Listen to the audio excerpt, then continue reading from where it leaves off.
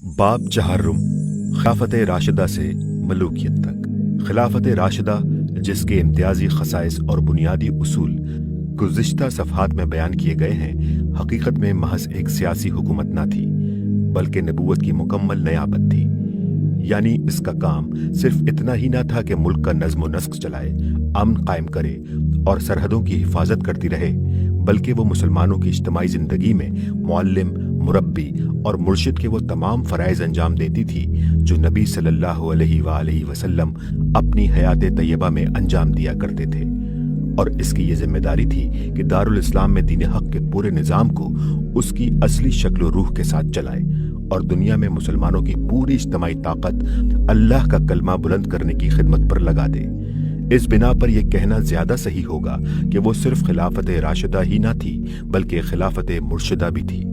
खिलाफत अला मिनहाजुन नबुवा के अल्फाज इसकी इन्हीं दोनों खुसूसियात को जाहिर करते हैं, और दीन की समझ रखने वाला कोई शख्स भी इस बात से ना वाकिफ नहीं हो सकता कि इस्लाम में असल मतलूब इसी नौइयत की रियासत है, न कि महज एक सियासी हुकूमत। अब हम इख्तिसार के साथ उन मराहिल का जायजा लेंगे जिनसे गुजरते हुए ये खिलाफत आखिरकार मलूकियत में तब्दील हुई, और ये बताएंगे कि इस तगय्युर ने मुसलमानों की रियासत को इस्लाम के उसूल हुक्मरानी से किस कदर हटा दिया और उसके क्या असरात मुसलमानों की इज्तिमाई जिंदगी पर मुतरत्तब हुए। तगय्युर का आगाज। इस तगय्युर का आगाज ठीक उसी मुकाम से हुआ जहां से इसके रुनुमा होने का हजरत उमर को अंदेशा था।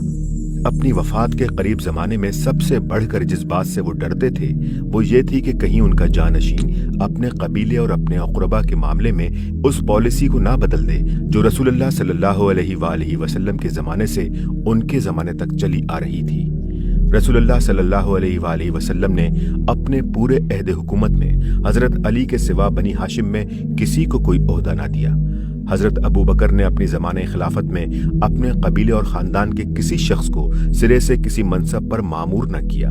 हज़रत उमर ने अपने 10 साल के अहद में बनी अदी के सिर्फ एक शख्स को एक छोटे से ओहदे पर मुकर्रर किया और उससे भी उनको बहुत जल्दी से बुगदोश कर दिया। यही वजह थी कि उस जमाने में कबायली अज़बियतों को सर उठाने का कोई मौका न मिला। हज़रत उमर को खौफ था कि ये पॉलिसी अगर बदल गई तो सख्त फितने की मौजिब होगी।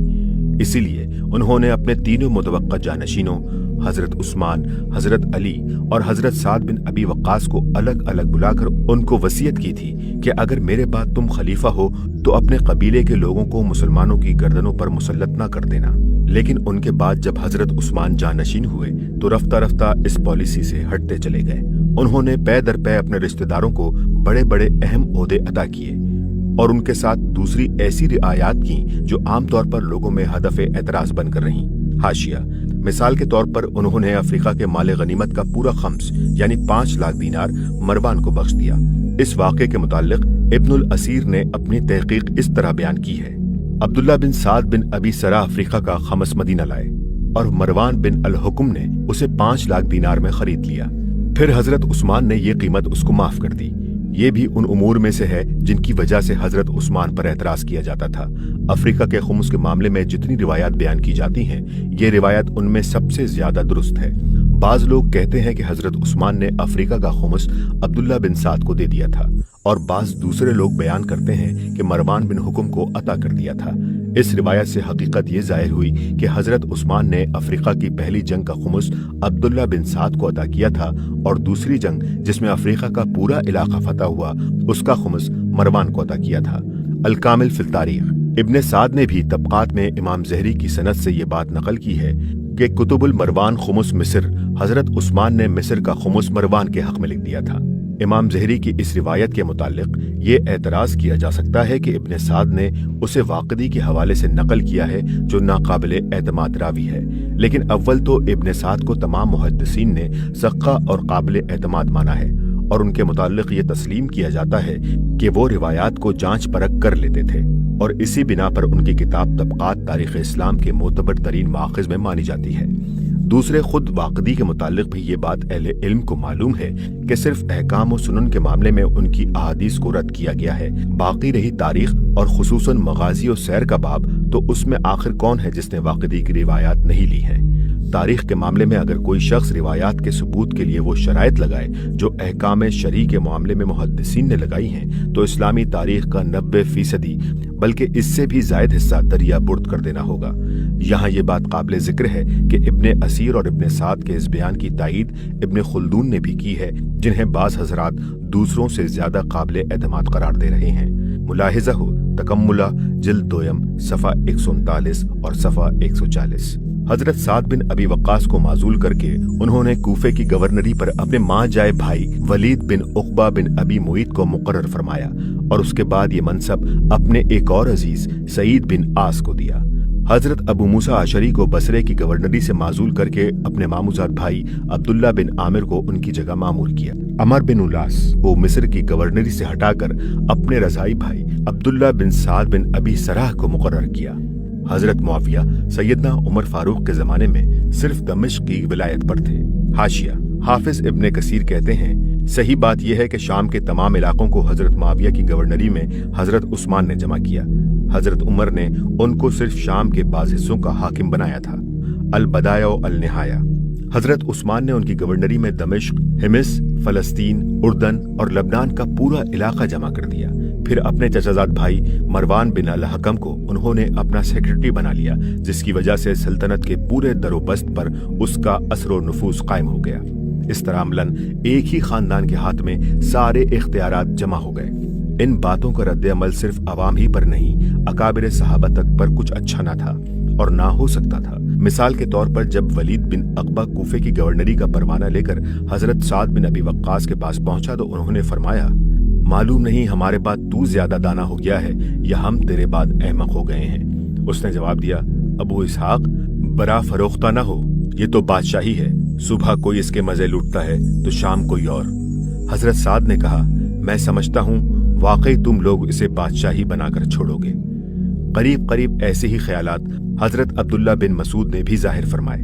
اس سے کوئی شخص انکار نہیں کر سکتا کہ اپنے خاندان کے جن لوگوں کو حضرت عثمان رضی اللہ تعالیٰ عنہ نے حکومت کے یہ مناصب دیے، انہوں نے اعلیٰ درجے کی انتظامی اور جنگی قابلیتوں کا ثبوت دیا۔ ان کے ہاں تو بہت سی فتوحات ہوئیں، لیکن ظاہر ہے کہ قابلیت صرف انہی لوگوں میں نہ تھی، دوسرے لوگ بھی بہترین قابلیتوں کے مالک موجود تھے اور ان سے زیادہ خدمات انجام دے چکے تھے۔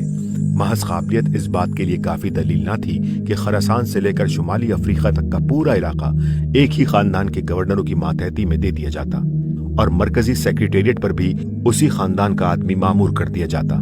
یہ بات اول تو بجائے خود قابل اعتراض تھی کہ مملکت کا رئیس اعلیٰ جس خاندان کا ہو، مملکت کے تمام اہم عہدے بھی اسی خاندان کے لوگوں کو دے دیے جائیں، مگر اس کے علاوہ چند اسباب اور بھی تھے جن کی وجہ سے اس صورتحال نے اور زیادہ بے چینی پیدا کر دی۔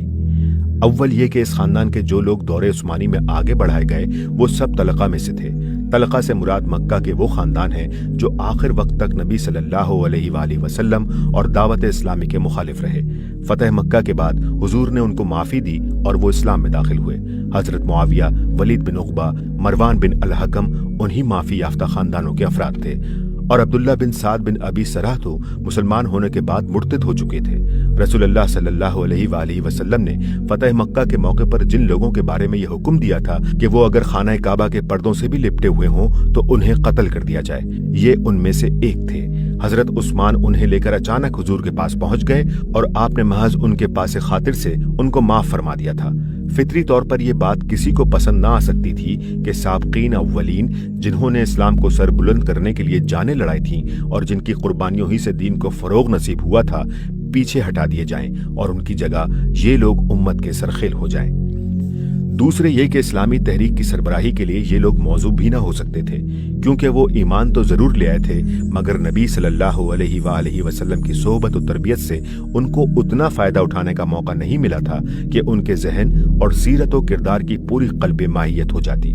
وہ بہترین منتظم اور اعلیٰ درجے کے فاتح ہو سکتے تھے اور فی الواقع وہ ایسے ہی ثابت بھی ہوئے، لیکن اسلام محض ملک گیری اور ملکداری کے لیے تو نہیں آیا تھا، وہ تو اولاً اور بالذات ایک دعوت خیر و صلاح تھا جس کی سربراہی کے لیے انتظامی اور جنگی قابلیتوں سے بڑھ کر ذہنی و اخلاقی تربیت کی ضرورت تھی، اور اس کے اعتبار سے یہ لوگ صحابہ و تابعین کی اگلی صفوں میں نہیں بلکہ پچھلی صفوں میں آتے تھے۔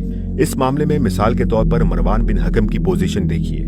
اس کا باپ حکم بن ابی العاص جو حضرت عثمان کا چچا تھا فتح مکہ کے موقع پر مسلمان ہوا تھا اور مدینہ آ کر رہ گیا تھا، مگر اس کی بعض حرکات کی وجہ سے رسول اللہ صلی اللہ علیہ وآلہ وسلم نے اسے مدینے سے نکال دیا تھا اور طائف میں رہنے کا حکم دیا تھا۔ ابن عبد البر نے الاستیاب میں اس کی ایک وجہ یہ بیان کی ہے کہ رسول اللہ صلی اللہ علیہ وآلہ وسلم اپنے اکابر صحابہ کے ساتھ راز میں جو مشورے فرماتے تھے ان کی کسی نہ کسی طرح سنگن لے کر وہ انہیں افشا کر دیتا تھا، اور دوسری وجہ وہ یہ بیان کرتے ہیں کہ وہ رسول اللہ صلی اللہ علیہ وآلہ وسلم کی نقلیں اتارا کرتا تھا، حتیٰ کہ ایک مرتبہ حضور نے خود اسے یہ حرکت کرتے دیکھ لیا تھا۔ بہرحال کوئی سخت قصوری ایسا ہو سکتا تھا جس کی بنا پر حضور نے مدینے سے اس کے اخراج کا حکم صادر فرمایا۔ مروان اس وقت 7-8 برس کا تھا اور وہ بھی اس کے ساتھ طائف میں رہا۔ جب حضرت ابو بکر خلیفہ ہوئے تو ان سے عرض کیا گیا کہ اسے مدینہ آنے کی اجازت دے دیں، مگر انہوں نے انکار کر دیا۔ حضرت عمر کے زمانے میں بھی اسے مدینہ آنے کی اجازت نہ دی گئی۔ حضرت عثمان رضی اللہ تعالیٰ عنہ نے اپنی خلافت کے زمانے میں اس کو واپس بلا لیا، اور ایک روایت کے مطابق آپ نے اس کی وجہ یہ بیان کی کہ میں نے رسول اللہ صلی اللہ علیہ وآلہ وسلم سے اس کی سفارش کی تھی اور حضور نے مجھ سے وعدہ فرما لیا تھا کہ اسے واپسی کی اجازت دے دیں گے۔ اس طرح یہ دونوں باپ بیٹے طائف سے مدینہ آ گئے۔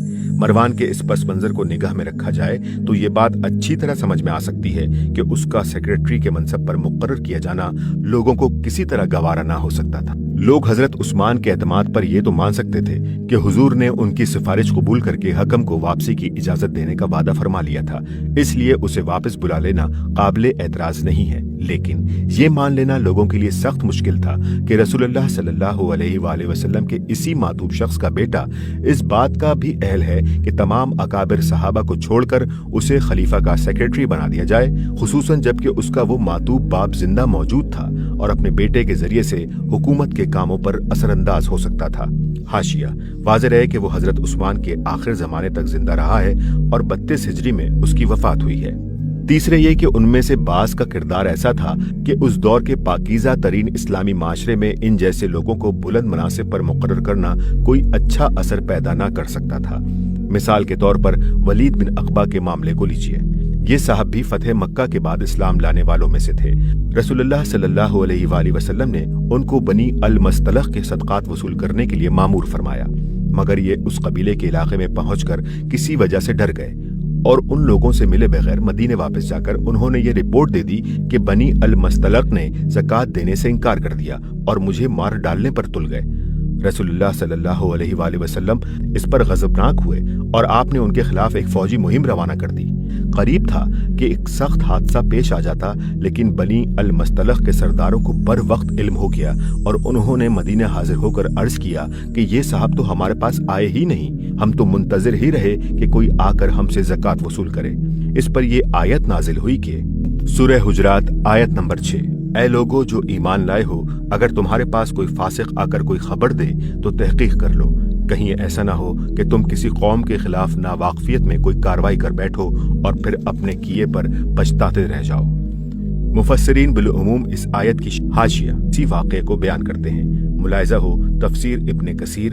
ابن عبد البر کہتے ہیں کہ ابن تیمیہ نے بھی تسلیم کیا ہے کہ یہ آیت ولید ہی کے معاملے میں نازل ہوئی تھی۔ اس کے چند سال بعد حضرت ابو بکر و عمر نے ان کو پھر خدمت کا موقع دیا اور حضرت عمر کے آخر زمانے میں وہ الجزیرہ کے عرب علاقے پر جہاں بنی تغلب رہتے تھے عامل مقرر کیے گئے۔ 25 ہجری میں اس چھوٹے سے منصب سے اٹھا کر حضرت عثمان نے ان کو حضرت سعد بن ابی وقاص کی جگہ کوفے جیسے بڑے اور اہم صوبے کا گورنر بنا دیا۔ وہاں یہ راز فاش ہوا کہ یہ شراب نوشی کے عادی ہیں، حتیٰ کہ ایک روز انہوں نے صبح کی نماز 4 رکعت پڑھا دی اور پھر پلٹ کر لوگوں سے پوچھا اور پڑھاؤں؟ اس واقعے کی شکایات مدینہ تک پہنچی اور لوگوں میں اس کا عام چرچا ہونے لگا۔ آخر کار حضرت مسور بن مخرمہ اور عبد الرحمن بن اسود نے حضرت عثمان کے بھانجے عبید اللہ بن عدی بن خیار سے کہا کہ تم جا کر اپنے ماموں صاحب سے بات کرو اور انہیں بتاؤ کہ ان کے بھائی ولید بن عقبہ کے معاملے میں لوگ ان کے طرز عمل پر بہت اعتراض کر رہے ہیں۔ انہوں نے جب اس معاملے کی طرف توجہ دلائی اور عرض کیا کہ ولید پر حد جاری کرنا آپ کے لیے ضروری ہے، تو حضرت عثمان نے وعدہ فرمایا کہ ہم اس معاملے میں انشاءاللہ حق کے مطابق فیصلہ کریں گے۔ چنانچہ صحابہ کے مجمع عام میں ولید پر مقدمہ قائم کیا گیا۔ حضرت عثمان کے اپنے آزاد کردہ غلام عمران نے گواہی دی کہ ولید نے شراب پی تھی۔ एक दूसरे गवाह साब बिन जसामा या जसामा बिन साब ने शहादत दी कि वलीद ने उनके सामने शराब की कै की थी। उनके अलावा 4 और गवाह अबू ज़ैनब, अबू मुवर्रा, जंदब बिन ज़हरा अल-ज़दी और साद बिन मालिक अल-अशरी ने भी इब्ने हजर के बयान के मुताबिक पेश हुए थे और उन्होंने भी जुर्म की तस्दीक की थी। तब हजरत उस्मान ने हजरत अली को हुक्म दिया कि वलीद पर हद कायम करें। हजरत अली ने हजरत अब्दुल्ला बिन जाफर को इस काम पर मामूर किया और उन्होंने वलीद को 40 कोड़े लगाए। हाशिया, इन अहादीस की तशरीह करते हुए मुहद्दिसीन और फुक़हा ने जो कुछ लिखा है वो दर्ज झेल है। हाफिज बिन हजर फतह अल बारी में लिखते हैं, लोग जिस वजह से वलीद के मामले में कसरत से एतराज कर रहे थे वो ये थी कि हजरत उस्मान उस पर हद कायम नहीं कर रहे थे, और दूसरी वजह ये थी कि साद बिन अबी वक्कास को माजूल करके उनकी जगह वलीद को मुकर्रर करना लोगों को नापसंद था, क्योंकि हजरत साद अशरा मुबशरा और अहले शुरा में से थे और उनके अंदर इल्म फजल और दीनदारी और सबकत इलल इस्लाम की वो सिफात मुज्तमा थीं जिनमें से कोई चीज वलीद बिन अक़बा में न थी।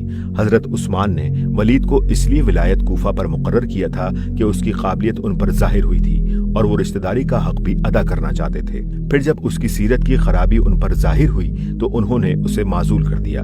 उस पर हद कायम करने में उन्होंने ताख़ीर इसलिए की थी कि उसके खिलाफ जो लोग शहादत दे रहे थे उनका हाल अच्छी तरह मालूम हो जाए। फिर जब हकीकत हाल वाज़ेह हो गई तो उन्होंने उस पर हद कायम करने का हुक्म दिया। फतुल बारी किताबुल मुनाक़िब बाब मुनाक़िब उस्मान। एक दूसरे मुकाम पर इब्ने हजर लिखते हैं, तहावी ने मुस्लिम की रिवायात को इस बिना पर कमजोर करार दिया है कि उसका रावी अब्दुल्ला अल-दानाज ज़ईफ था, मगर बहक़ी ने उनकी इस राय से इख्तिलाफ करते हुए लिखा है कि ये सही हदीस है जिसे मसानीद और सनन में लिया गया है। तिरमिज़ी से इस रिवायात के मुताल्लिक़ इमाम बुखारी से पूछा तो उन्होंने उसे कवी करार दिया और मुस्लिम ने भी उसे सही करार दिया।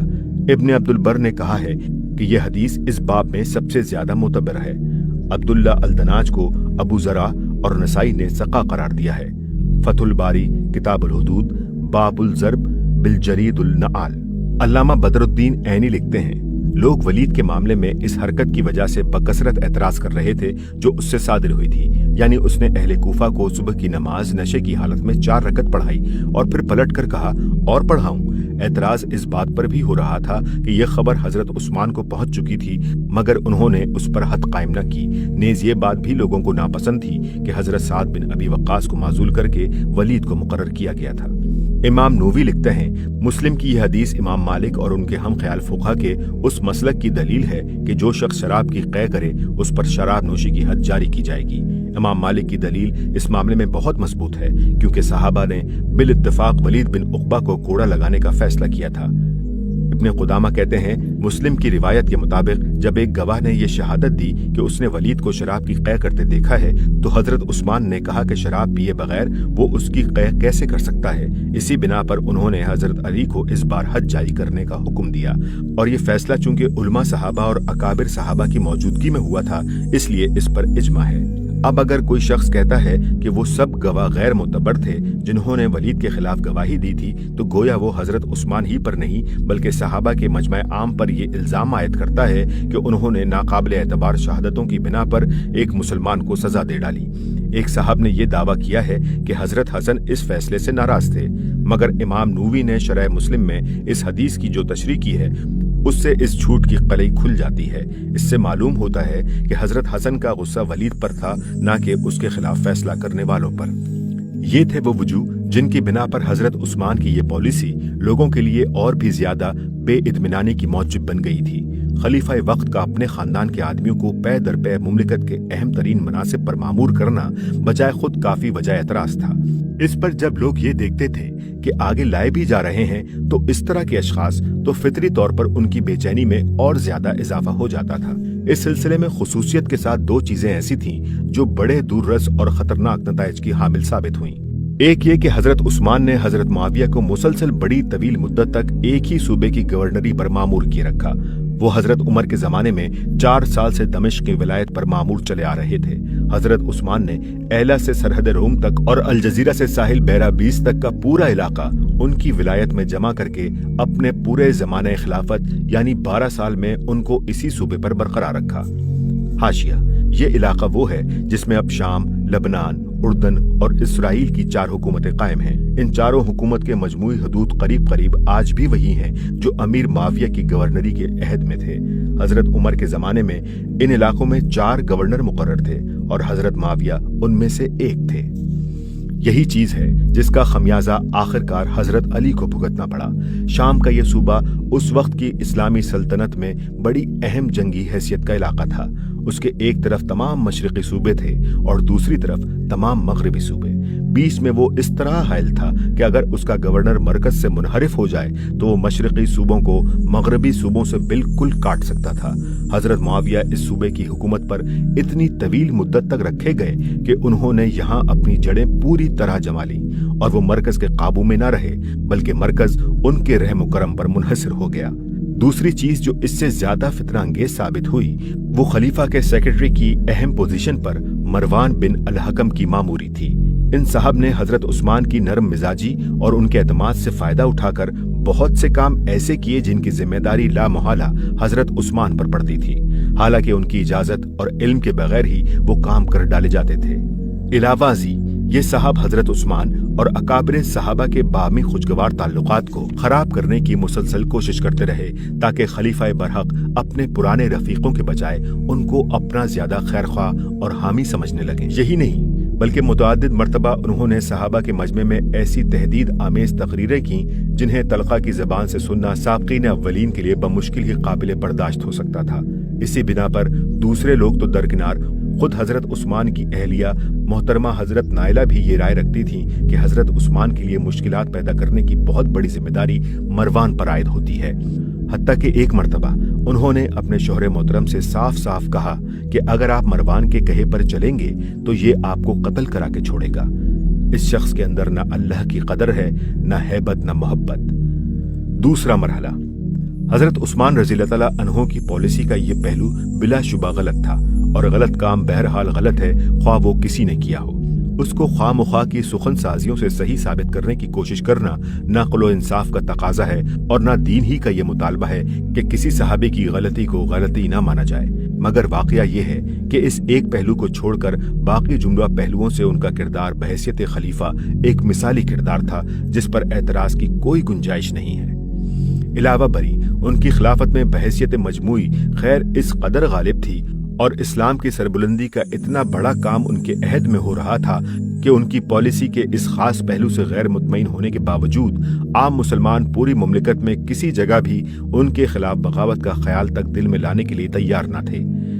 ایک مرتبہ بصرے میں ان کے گورنر سعید بن العاص کے طرز عمل سے ناراض ہو کر کچھ لوگوں نے بغاوت برپا کرنے کی کوشش کی بھی تو عوام نے ان کا ساتھ نہ دیا، اور جب حضرت عثمان کی طرف سے حضرت ابو موسیٰ اشعری نے لوگوں کو بیعت کی تجدید کے لیے پکارا تو لوگ بغاوت کے علمبرداروں کو چھوڑ کر بیعت کے لیے ٹوٹ پڑے۔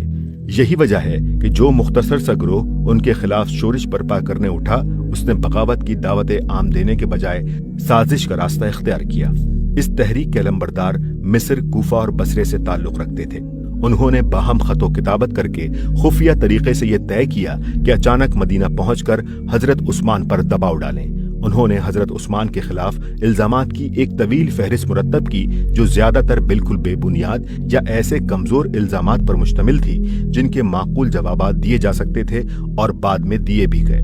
پھر باہمی قرارداد کے مطابق یہ لوگ، جن کی تعداد 2000 سے زیادہ نہ تھی، مصر، کوفہ اور بصرے سے بیک وقت مدینہ پہنچ گئے۔ یہ کسی علاقے کے بھی نمائندے نہ تھے بلکہ ساز باز سے انہوں نے اپنی ایک پارٹی بنائی تھی۔ جب یہ مدینہ کے باہر پہنچے تو حضرت علی، حضرت طلحہ اور حضرت زبیر کو انہوں نے اپنے ساتھ ملانے کی کوشش کی، مگر تینوں بزرگوں نے ان کو جھڑک دیا اور حضرت علی نے ان کے ایک ایک الزام کا جواب دے کر حضرت عثمان کی پوزیشن صاف کی۔ مدینے کے مہاجرین و انصار بھی، جو دراصل اس وقت مملکت اسلامیہ میں اہل حل و عقد کی حیثیت رکھتے تھے، ان کے ہمنوا بننے کے لیے تیار نہ ہوئے، مگر یہ لوگ اپنی ضد پر قائم رہے اور بالآخر انہوں نے مدینے میں گھس کر حضرت عثمان کو گھیر لیا۔ ان کا مطالبہ یہ تھا کہ حضرت عثمان خلافت سے دستبردار ہو جائیں۔ حضرت عثمان کا جواب یہ تھا کہ میں تمہاری ہر اس شکایت کو دور کرنے کے لیے تیار ہوں جو صحیح اور جائز ہو، مگر تمہارے کہنے سے میں معزول نہیں ہو سکتا۔ اس پر ان لوگوں نے 40 روز تک ایک ہنگامہ عظیم برپا کیے رکھا، جس کے دوران میں ایسی ایسی حرکات ان سے سرزد ہوئیں جو مدینۃ الرسول صلی اللہ علیہ وآلہ وسلم میں اس سے پہلے کبھی نہ دیکھی گئی تھیں۔ حتیٰ کہ انہوں نے उम्मुल मोमिनीन हजरत उम्मे हबीबा की तौहीन की और हजरत आयशा ये कहकर मदीने से मक्का चली गईं कि इस तूफान बदतमीजी में क्या मैं भी अपनी तौहीन कराऊं। आखिरकार उन लोगों ने हुजूम करके सख्त जुल्म के साथ हजरत उस्मान को शहीद कर दिया। 3 दिन तक उनका जस्द मुबारक तदफीन से महरूम रहा और कत्ल करने के बाद जालिमों ने उनका घर भी लूट लिया। ये सिर्फ हजरत उस्मान पर नहीं, खुद इस्लाम और खिलाफत राशिदा के निज़ाम पर उन लोगों का जुल्म अजीम था। उनकी शिकायत में से अगर कोई शिकायत वजनी थी तो सिर्फ वही जिसका ऊपर हम जिक्र कर चुके हैं। उसको रफा कराने के लिए सिर्फ इतनी बात काफी हो सकती थी कि ये लोग मदीना तैयबा के अंसार व महाजरीन और खुसूसन अकाबिर साहबा से मिलकर उनके जरिए से हजरत उस्मान को इस्लाह पर आमादा करते। चनाचा इस सिलसिले में हजरत अली रज़ियल्लाहु ताला अन्हु ने कोशिश शुरू भी कर दी थी और हजरत उस्मान ने इस्लाह का वादा भी कर लिया था। ताहम अगर ये शिकायत रफा ना भी होती तो शरन इसकी बिना पर खलीफा के खिलाफ बगावत कर देने और उसकी माजूली का मुतालबा करने का कतन कोई जवाज न था। लेकिन ये लोग उनकी माजूली पर इसरार करने लगे।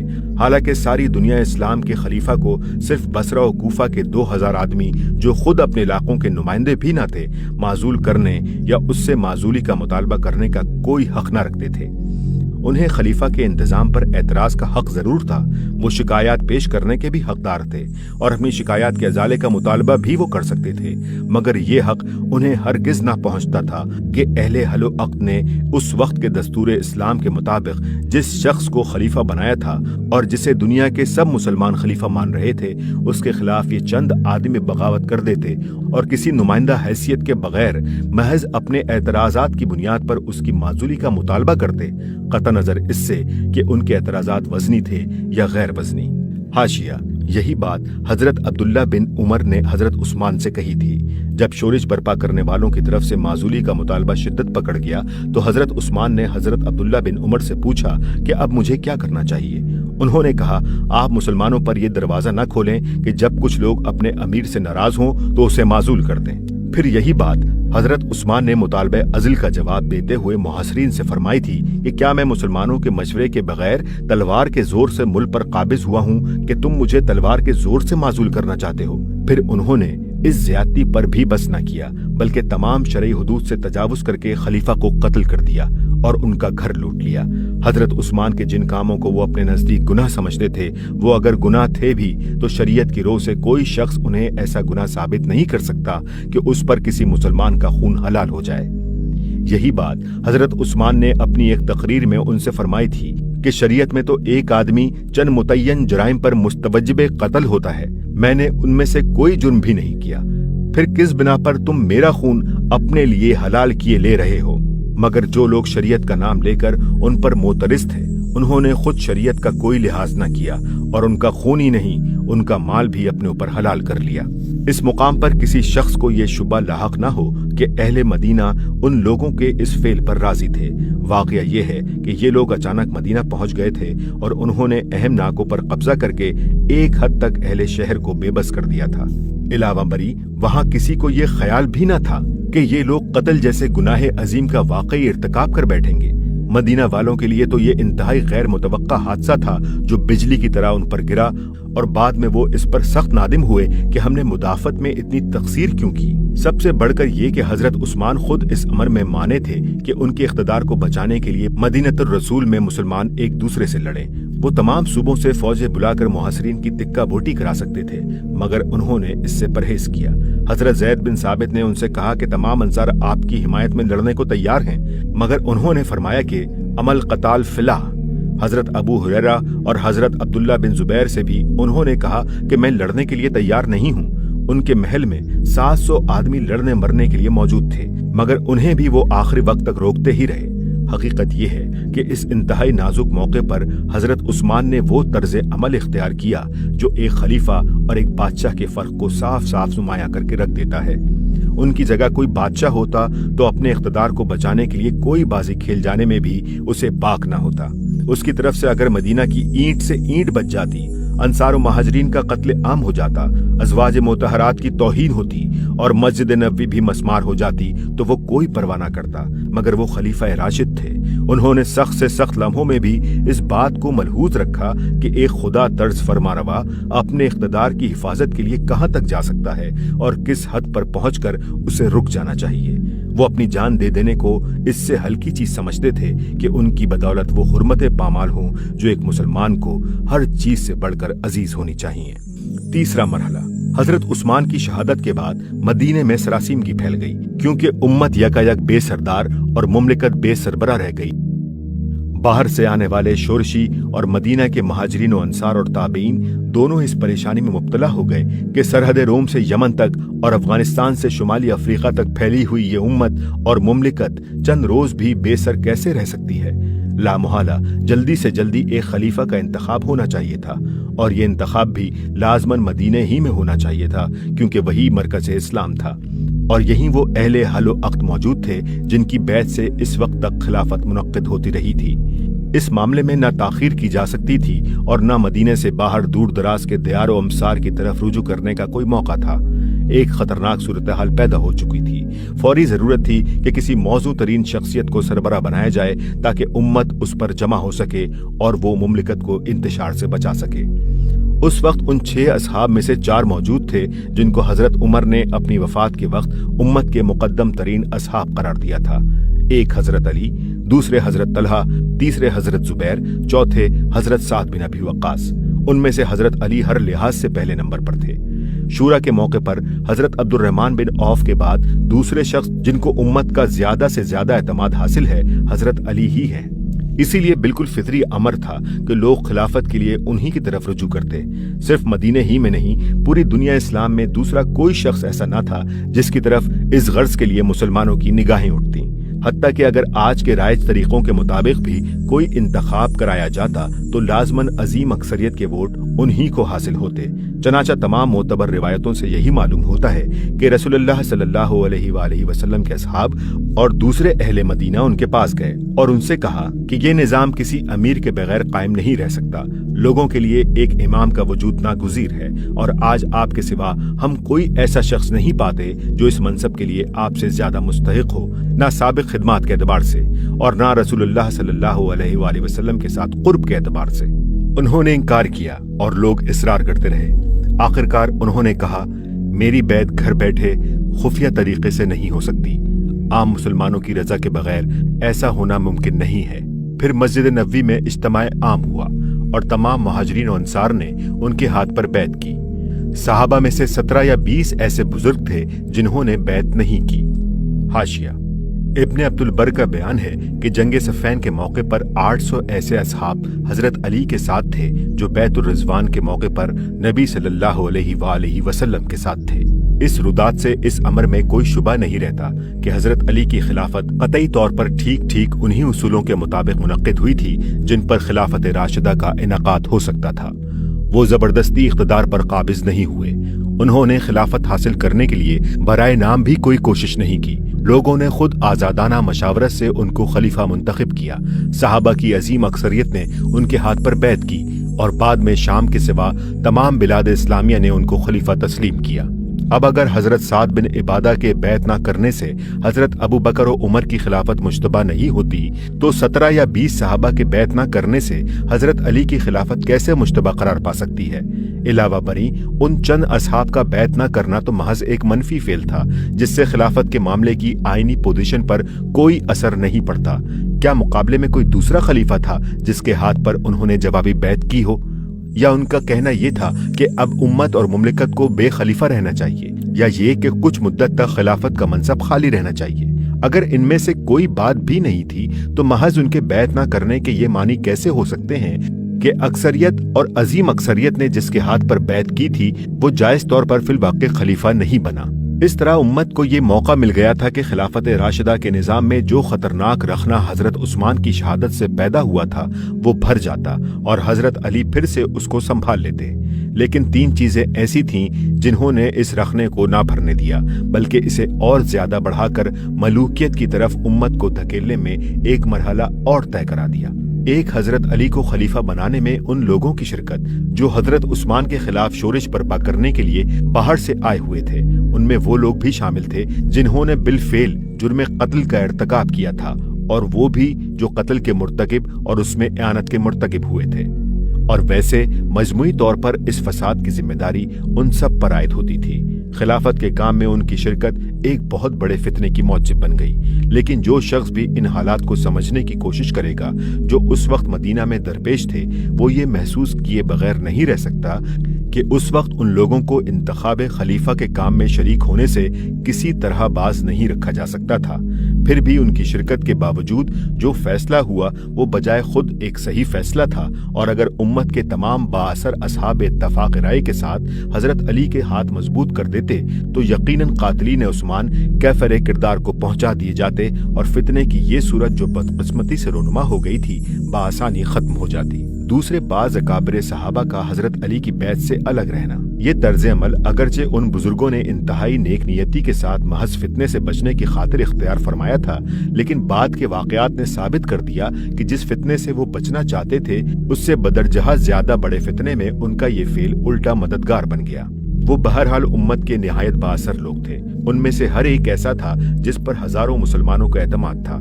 ان کی علیحدگی نے ذہنوں میں شک ڈال دیے، اور خلافت راشدہ کے نظام کو اثر نو بحال کرنے کے لیے جس دل جمعی کے ساتھ امت کو حضرت علی کے ساتھ تعاون کرنا چاہیے تھا، جس کے بغیر وہ اس کام کو انجام نہ دے سکتے تھے، وہ بدقسمتی سے حاصل نہ ہو سکی۔ تیسرے حضرت عثمان کے خون کا مطالبہ، جسے لے کر دو طرف سے دو فریق اٹھ کھڑے ہوئے، ایک طرف حضرت عائشہ اور حضرت طلحہ و زبیر، دوسری طرف حضرت معاویہ۔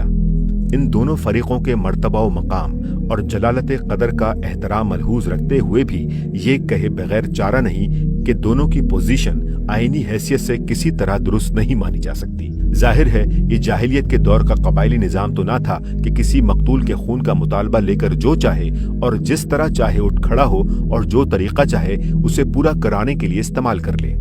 یہ ایک باقاعدہ حکومت تھی جس میں ہر دعوے کے لیے ایک ضابطہ اور قانون موجود تھا۔ خون کا مطالبہ لے کر اٹھنے کا حق مقتول کے وارثوں کو تھا جو زندہ تھے اور وہی موجود تھے۔ حکومت اگر مجرموں کو پکڑنے اور ان پر مقدمہ چلانے میں واقعی دانستہ ہی تساہل کر رہی تھی تو بلا شبہ دوسرے لوگ اس سے انصاف کا مطالبہ کر سکتے تھے، لیکن کسی حکومت سے انصاف کے مطالبے کا یہ کون سا طریقہ ہے، اور شریعت میں کہاں اس کی نشاندہی کی جا سکتی ہے کہ آپ سرے سے اس حکومت کو جائز حکومت ہی اس وقت تک نہ مانیں جب تک وہ آپ کے اس مطالبے کے مطابق عمل درآمد نہ کر دے۔ حضرت علی اگر جائز خلیفہ تھے ہی نہیں تو پھر ان سے اس مطالبے کے آخر معنی کیا تھے کہ وہ مجرموں کو پکڑیں اور سزا دیں؟ کیا وہ کوئی قبائلی سردار تھے جو کسی قانونی اختیار کے بغیر جسے چاہیں پکڑ لیں اور سزا دے ڈالیں؟ اس سے بھی زیادہ غیر آئینی طریقہ کار یہ تھا کہ پہلے فریق نے بجائے اس کے کہ وہ مدینہ جا کر اپنا مطالبہ پیش کرتا، جہاں خلیفہ اور مجرمین اور مقتول کے ورثہ سب موجود تھے اور عدالتی کارروائی کی جا سکتی تھی، بصرے کا رخ کیا اور فوج جمع کر کے خون عثمان کا بدلہ لینے کی کوشش کی، جس کا لازمی نتیجہ یہ ہونا تھا کہ ایک خون کے بجائے 10,000 مزید خون ہوں اور مملکت کا نظام الگ درہم برہم ہو جائے۔ شریعت الہی تو درکنار، دنیا کے کسی آئین و قانون کی روح سے بھی اسے ایک جائز کارروائی نہیں مانا جا سکتا۔ اس سے بدرجہ زیادہ غیر آئینی طرز عمل دوسرے فریق یعنی حضرت معاویہ کا تھا، جو معاویہ بن ابی سفیان کی حیثیت سے نہیں بلکہ شام کے گورنر کی حیثیت سے خون عثمان کا بدلہ لینے کے لیے اٹھے۔ مرکزی حکومت کی اطاعت سے انکار کیا، گورنری کی طاقت اپنے اس مقصد کے لیے استعمال کی، اور مطالبہ بھی یہ نہیں کیا کہ حضرت علی قاتلین عثمان پر مقدمہ چلا کر انہیں سزا دیں، بلکہ یہ کیا کہ قاتلین عثمان کو ان کے حوالے کر دیں تاکہ وہ خود انہیں قتل کریں۔ یہ سب کچھ دور اسلام کی نظامی حکومت کے بجائے زمانہ قبل اسلام کی قبائلی بدنظمی سے اشبہ ہے۔ خون عثمان کے مطالبے کا حق اول تو حضرت معاویہ کے بجائے حضرت عثمان کے شرعی وارثوں کو پہنچتا تھا، تاہم اگر رشتہ داری کی بنا پر حضرت معاویہ اس مطالبے کے مجاز ہو بھی سکتے تھے تو اپنی ذاتی حیثیت میں، نہ کہ شام کے گورنر کی حیثیت میں۔ حضرت عثمان کا رشتہ جو کچھ بھی تھا معاویہ بن ابی سفیان سے تھا، شام کی گورنری ان کی رشتہ دار نہ تھی۔ اپنی ذاتی حیثیت میں وہ خلیفہ کے پاس مستغیث بن کر جا سکتے تھے اور مجرمین کو گرفتار کرنے اور ان پر مقدمہ چلانے کا مطالبہ کر سکتے تھے۔ گورنر کی حیثیت سے انہیں کوئی حق نہ تھا کہ جس خلیفہ کے ہاتھ پر باقاعدہ آئینی طریقے سے بیعت ہو چکی تھی، جس کی خلافت کو ان کے زیر انتظام صوبے کے سوا باقی پوری مملکت تسلیم کر چکی تھی، اس کی اطاعت سے انکار کرتے اور اپنے زیر انتظام علاقے کی فوجی طاقت کو مرکزی حکومت کے مقابلے میں استعمال کرتے اور ٹھیٹ جاہلیت قدیمہ کے طریقے پر یہ مطالبہ کرتے کہ قتل کے ملزموں کو عدالتی کارروائی کے بجائے مدعی قصاص کے حوالے کر دیا جائے تاکہ وہ خود ان سے بدلہ لیں۔ حاشیہ: یہ بات تاریخی طور پر ثابت ہے کہ جنگ صفین کے بعد تک پورا جزیرۃ العرب اور شام کے مشرق اور مغرب میں دونوں طرف اسلامی سلطنت کا ہر صوبہ حضرت علی کی بیعت پر قائم تھا، اور صرف شام حضرت معاویہ کے زیر اثر ہونے کی بنا پر ان کی اطاعت سے منحرف تھا۔ اس لیے صحیح آئینی پوزیشن یہ نہ تھی کہ دنیا اسلام میں کوئی طوائف الملوکی برپا تھی جس میں کوئی کسی کی اطاعت کا پابند نہ تھا، بلکہ یہ تھی کہ مملکت میں ایک جائز قانونی مرکزی حکومت موجود تھی جس کی اطاعت تمام دوسرے صوبے کر رہے تھے اور صرف ایک صوبہ باقی تھا۔ اس مسئلے میں صحیح شرعی پوزیشن قاضی ابو بکر ابن العربی نے احکام القرآن میں اس طرح بیان کی ہے: حضرت عثمان کی شہادت کے بعد لوگوں کو بلا امام چھوڑ دینا ممکن نہ تھا، چنانچہ امامت ان باقی ماندہ صحابہ کے سامنے پیش کی گئی جن کا ذکر حضرت عمر نے شورا میں کیا تھا، مگر انہوں نے اسے رد کر دیا، اور حضرت علی نے جو اس کے سب سے زیادہ حقدار اور اہل تھے اسے قبول کر لیا تاکہ امت کو خون ریزی اور آپس کی پھوٹ سے بچایا جا سکے جس سے دین و ملت کو ناقابل تلافی نقصان پہنچ جانے کا خطرہ تھا۔ پھر جب ان سے بیعت کر لی گئی تو شام کے لوگوں نے ان کی بیعت قبول کرنے کے لیے یہ شرط لگائی کہ پہلے حضرت عثمان کے قاتلوں کو گرفتار کر کے ان سے قصاص لیا جائے۔ حضرت علی نے ان سے کہا، پہلے بیعت میں داخل ہو جاؤ، پھر حق کا مطالبہ کرو اور وہ تمہیں مل جائے گا۔ مگر انہوں نے کہا، آپ بیعت کے مستحق ہی نہیں ہیں، جبکہ ہم قاتلین عثمان کو صبح و شام آپ کے ساتھ دیکھ رہے ہیں۔ اس معاملے میں حضرت علی کی رائے زیادہ صحیح تھی اور ان کا قول زیادہ درست تھا، کیونکہ اگر وہ اس وقت قاتلین عثمان سے بدلہ لینے کی کوشش کرتے تو قبائل ان کی حمایت پر اٹھ کھڑے ہوتے اور لڑائی کا ایک تیسرا محاذ کھل جاتا۔ اس لیے وہ انتظار کر رہے تھے کہ حکومت مضبوط ہو جائے اور تمام مملکت میں ان کی بیعت منعقد ہو لے، اس کے بعد باقاعدہ عدالت میں اولیاء مقتول کی طرف سے دعویٰ پیش ہو اور حق کے مطابق فیصلہ کر دیا جائے۔ علماء امت کے درمیان اس امر میں کوئی اختلاف نہیں ہے کہ امام کے لیے قصاص کو مؤخر کرنا ایسی حالت میں جائز ہے جبکہ اس سے فتنہ بھڑک اٹھنے اور تفرقہ برپا ہونے کا خطرہ ہو۔ ایسا ہی معاملہ حضرات طلحہ و زبیر کا بھی تھا۔